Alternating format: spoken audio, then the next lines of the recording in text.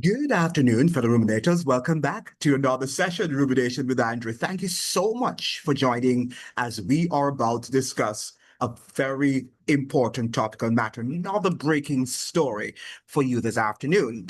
And the title of my breaking story is Trinidad's David Abdulah defies U.S. We are not America's backyard. This is what the Trinidadian labor leader is saying, and rightly so. Trinidadian labor leader David Abdulah has boldly condemned U.S. aggression toward Venezuela, declaring that the Caribbean is nobody's backyard. And that was what Maurice Bishop said some years ago. In this breaking report, Andrew Tucker, that's me, exposes how Washington's war agenda threatens peace and sovereignty in the region, and why leaders like Abdullah are standing up to U.S. dominance. This statement echoes the message shared in We Are Nobody's Backyard. Trinidad labor leader slams U.S. war on Venezuela from the Grayzone, edited by Max Blumenthal, now gaining momentum across the Caribbean. And for those of you who know Max Blumenthal, he is one of America's finest journalists and somebody that I would recommend that you follow from time to time. And he is the editor of the Grayzone, an independent news outlet in the United States. Now, I have been receiving a few comments on my videos, one of which said to me, for example, that I can't read or should not read the Trinidad Guardian because it is a voice of the echo chamber, I should say, of the PNM. That's the People's National Movement, I think, in Trinidad, but the PNM party. Now, the fact of the matter is that I read everything. And I would encourage you to read everything. And remember that most of what we get, even in textbooks, are narratives that people give to us. Lots of times we don't get the full truth from anyone. So if you're reading a history book, you're reading a narrative, and most of the time the narratives are given by the victimizers, not the victims. However, there are some truths that we can't negate, that cannot be gainsaid. So what we are to do as critical thinkers, if we're trained in critical thinking and analysis, then we'll be able to parse between that which is true, that which is propaganda, that which is fully true, that which is half truth. Okay, so we have to be able to learn to do that. So you can't just tell me that I can't read Trinidad Guardian. I read everything. I read the conservative newspapers, I read the liberal newspapers, I read everything that is humanly possible to read. Okay, so please don't say to me that I can't read this. There are people who say, okay, that newspaper is run by the Jews. Well, or that newspaper is this, or that newspaper is that. Ladies and gentlemen, right now you have to read as much as you can, because even one sentence, even the use of one word is something that might be useful to you, that will help to broaden your horizon, an idea sometimes that you can take from that reading, even though it might be littered with a lot of untruths. So I'm asking you, I'm appealing, I'm soliciting, I'm cajoling you to read everything, to read as much, and to question everything that you read. That is the epitome of a truly educated person. Okay, very important that you understand that. So let's go back now to Abdullah, David Abdullah, who is a labor leader in Trinidad and Tobago. And I'm very pleased that he's doing that. And as I talked about the newspaper, let me also give here a caveat. I don't know David Abdullah. I don't know his motive. I don't know his whereabouts. I have no interest in David Abdullah, but I am interacting with his statements, with his rhetoric. So please understand, don't come and tell me now, oh, you don't know David. I know how Caribbean people think. You don't know David Abdullah because he's this and he's associated with all of this. Right. Okay. Well, he might be, and I don't know him. Okay. I've never spoken with him, and there is no conflict of interest as far as David Abdullah is concerned. Okay, so please make sure that you understand that I'm just analyzing what he's saying here and see that if his rhetoric can stand to scrutiny. Very important that you understand that. Will you? Thank you so much. All right, so this was published some days ago, I think, in the in the Trinidadian Strawberry. Yes, a Starbreak newspaper. And in fact, it was published on October 13, probably a week or so ago, right? Now, David Abdulah is political leader, Movement for Social Justice, former labor leader, Trinidad and Tobago, and member of the Regional Executive Committee, Assembly of Caribbean People. All right. Now, he opens up his article by saying the late Maurice Bishop, and I'll attach the article to my description, okay, in my description, so that you can read it for yourselves. But we are going to analyze what he's saying here. Shall we? The late Maurice Bishop, Prime Minister of Grenada and leader of that country's revolution from March 13th, 1979 until his assassination on October 19th, 1983, asserted the sovereignty of Grenada and of all countries of the Caribbean when he stated, and I quote, "We are in nobody's backyard." This was in response to the colonial and imperialist position taken by the U.S. President Ronald Reagan, who described the Caribbean as the backyard of the U.S. Maurice also ended his important speeches with the slogan, "Forward ever, backward never." So that is good. And that expression is coming from the Grenadian, former Grenadian Prime Minister, not Prime Minister, but candidate for Prime Minister Maurice Bishop, political leader, and a Marxist socialist. Now, we are examining people's rhetoric here. I'm not suggesting that I'm in agreement with Maurice Bishop's political ideology or even David Abdullah's political ideology. We are examining what they're saying. Can what they say stand up to scrutiny?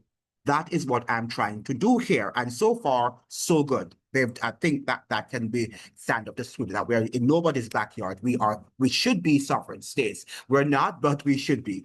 Fast forward to October 2025. In a week's time, we will commemorate October 19th, because this article was written on October 13th. So bear in mind that, October 19th has already passed, when Maurice Bishop, Jacqueline Kraft, Unison Whiteman, Vincent Nowell, Norris Bain, and 14 or other members were killed.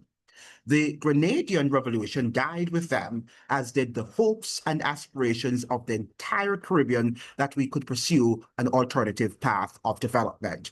Now, the fact that they died and the United States invaded that small island nation of Grenada shows you that the Caribbean shifted toward the right. Okay, I hope you understand that the entire Caribbean region shifted toward the right of center in terms of politics. They were more conservative, even when they're telling you that they're progressive, just like the Democratic Party, they're not progressive, right? The Democratic Party is also right-wing.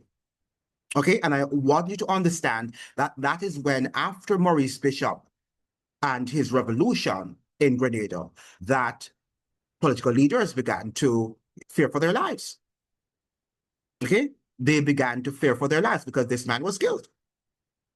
Okay, so that is what we have to understand. And what do we mean by sovereignty?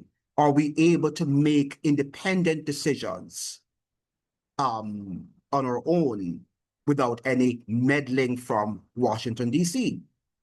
I don't think that our leaders, if they're honest with you, can attest that that is true, because it is not true. And we are seeing the unfolding of that truth before us, even with this gas license, the Dragon gas license that the Trinidadians were trying to obtain, or might have obtained, but they had to obtain it under the auspices of the United States, granting them that permit to explore and to develop their own, resources, along with a so-called independent nation. And the United States was even telling them what they ought to do, how much Venezuela should get, and all of that. And I'm wondering, what is happening here? Shouldn't that be done between two independent states in terms of what are the terms and conditions of the agreement? The United States has got to give them the permit, that's one, and decides the terms and condition of the agreement. So if you think that we're living in independent states, I wonder what world you're living in. You've got to reassess your mental health, because you're in serious crisis at this moment. You've got to really open up your eyes. Ladies and gentlemen, not because I'm happy with what I'm seeing. It's because we have to speak truth, even when truth is brutal and it is uncomfortable to consume. Very important that you begin to understand that. So within days of October 19th, the U.S. under Reagan and with the connivance of some Caribbean leaders, principally Eugenia Charles, I beg your pardon, of Dominica, Tom Adams, and I think Tom Adams was from Barbados, right? And Edward Seaga of Jamaica invaded Grenada. So we had three political leaders at the time, Eugenia Charles, Tom Adams, and Edward Seaga invaded. They helped the United States in terms of providing treasonous information. And that is one of the things we have to be careful about, okay? People can be treasonous. So even though we have a block that we call CARICOM session, you'll have these leaders of government going there and they listen and they read important missives, right? And then sometimes they relay information back to the enemy. So we're never united because people are always, they have that treasonous disposition, proclivity. So we have to be aware and we have to be vigilant and we have to look at what people are doing, not just what they're saying, their rhetoric, okay? Now, rallied against the majority of CARICOM heads of government were George Chambers of TNT, that's Trinidad and Tobago, Forbes Burnham of Guyana, Lyndon Pindling of the Bahamas, and George Price of Belize. At an emergency CARICOM summit held in Port of Spain on October 23rd, these four argued for and thought that they had the support of their colleague heads a peaceful CARICOM intervention in Grenada. However, they were betrayed by those who decided to ally themselves with Washington. This very deep division with CARICOM took almost a decade to heal. It took what? Almost a decade, which means that CARICOM was never united. It took a decade for CARICOM to heal. And that is why Mr. Sierra never came back to power, never went back to power, never went back to power. He cried many times, having lost the election in Jamaica on public television. Yes, Mr. Sierra, who was this Donovan and Don Man, and the greatest of all Dons, cried because Jamaicans never gave him, because they understood that he had betrayed common trust. Okay, as we are seeing now in the likes of Kamla Vicessa. Okay, we have to now make sure that we're seeing that history rhymes, does it not? Now, once again, CARICOM is deeply divided. Once again, the issue is U.S. military intervention in our region. The position of the government of Trinidad and Tobago is the most extreme in its support for the U.S. deployment of massive offensive military assets in the Southern Caribbean. And notice that it's a war of offense. It's not a war of defense. So the United States is just wanting to war because it loves to war. It's not to defend its national integrity or its territorial integrity, as the expression suggests. Not only has the Prime Minister of TNT explicitly stated her strong endorsement of this deployment and parroted Washington's narrative that this is about the war against narco-trafficking, she also almost gleefully exclaimed that they alleged narco-traffickers should be killed violently. And he put here, all should be killed violently. Now, that to me is something that needs to be assessed, and I think this is going to carry her to her grave. I think she needs to repent. She further stated at no less a forum than the United Nations General Assembly that the Caribbean as a zone of peace is a false ideal. And he quotes her, quote here, he says, she's saying that the Caribbean as a zone of peace is a false ideal. These were the words of Kamla Vicessa. These were her words, not mine, not Abdullah's. Very important that you understand that. So she's already agreeing with the United States that this is a war zone and we need the United States assistance to transform us into a zone of peace. And remember now that George Orwell, the author of 1984, in one of his statements that he made in his opening chapter of the book, he says, war is peace, meaning that what they will do, they will war with you until you're tired, until you've lost everything. And that is how peace is going to happen. Peace can only happen if we do whatever the bully says we ought to do. If we ever disagree with the bully, then there will be no peace. And that is the crux of the matter. And I hope that you're understanding, ladies and gentlemen. Several things are terribly wrong about these statements. First, the UN's own report on drugs states that the majority, 80+% of drug shipments that leave South America en route to the United States go via the Pacific coast. And I've said it on this channel before, with the second largest quantity transiting the Western Caribbean and not through Venezuela. The US's own DEA affirms this data. The DEA, which is a Drug Enforcement Administration, also substantiated this fact. Okay? Not even in open warfare between two states can enemy combatants be summarily executed. That would be a violation of the Geneva Convention. Thirdly, for years, there have been ongoing collaboration between CARICOM states and the US and British and Dutch and French in the area of drug interdiction, narco trafficking, and trafficking in humans and arms.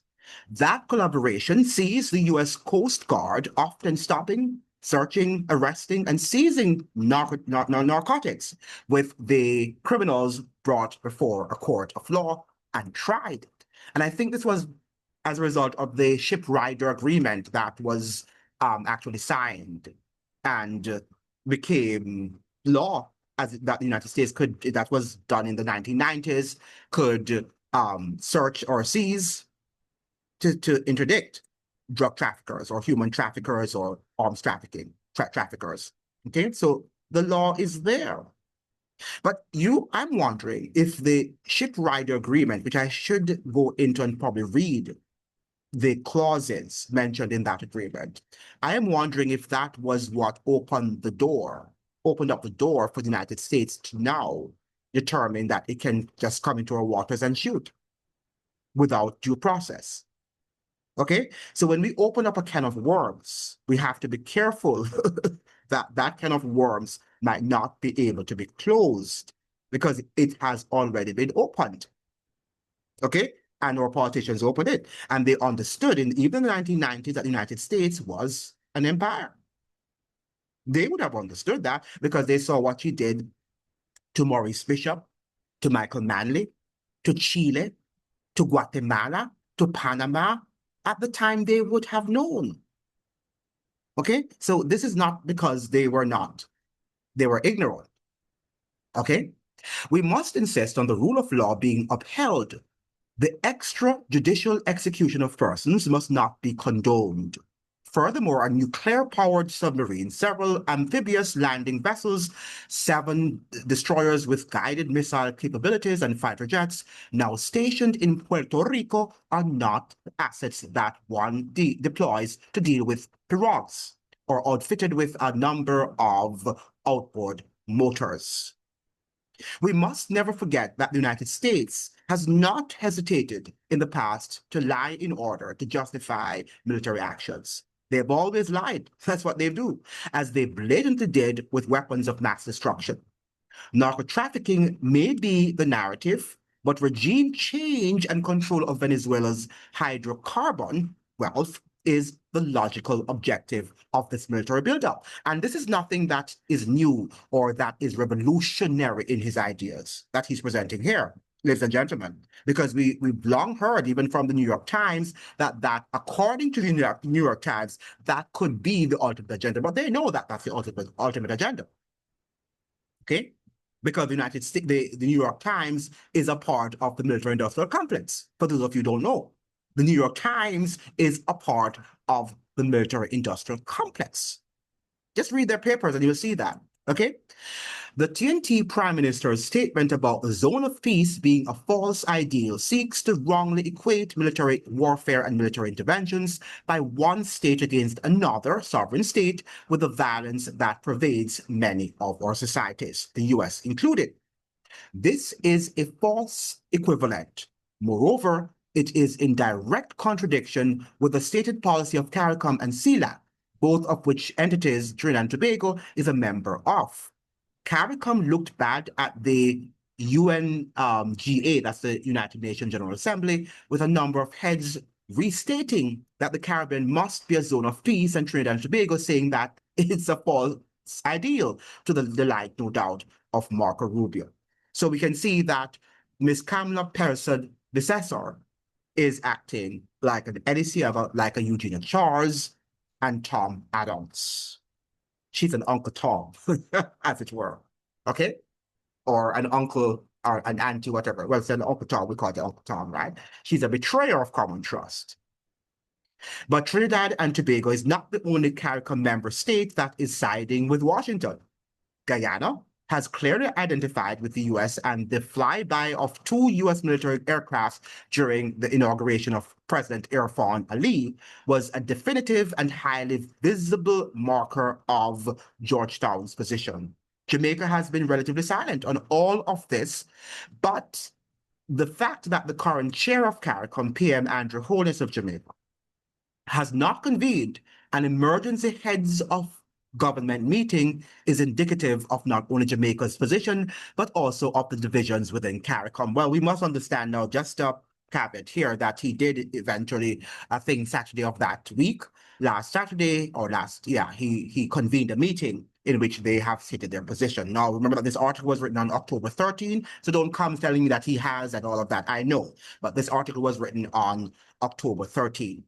After all, Jamaica, under a Jamaica Labour Party government, always tends to be close to Washington, which is true. And the TNT PM stated at the outset that she had no intention of discussing the issue with CARICOM, and she did say that. All right, so I think that Trinidad is formally transitioning away from CARICOM. Now comes the news that the U.S. has formally requested the temporary installation of radar equipment and associated technical personnel at the Maurice Bishop International Airport. No reason has been given by either the U.S. or the Grenadian government as to why this request has been made, and especially at this time when the U.S. has such a massive military deployment in the Southern Caribbean. This must be examined in light of a statement by the TNT Prime Minister that she would allow U.S. troops to use this country's territory if the U.S. was to take military action against Venezuela in the event that Venezuela attacked Guyana. That statement was made without the U.S. at that time or since claiming that its military buildup had anything to do with the Venezuela-Guyana border dispute. And subsequent to the last gubernatorial and municipal elections in Venezuela some months ago, Caracas has not made any further aggravating statements about the Essequibo. And ladies and gentlemen, I'm not taking up with Nicolas Maduro. Nicolas Maduro saw that the United States, through Exxon, has gotten and has access now to a large oil field and gas field in Guyana. So they understand that Washington was going to play the game of very soon regime change. So I think the fact that, Nicolas Maduro saw that, when he saw that, he was trying to see how much of that territory that he could get. Because the more territory the United States has access to, it's the more that it's going to launch its strike on Venezuela because they share border. And I think that is why Nicolas Maduro threatened Guyana, not because he was going to do that, but he wanted to say, look here, I see what you guys are doing. And if you dare, you can't act like you are a wimp.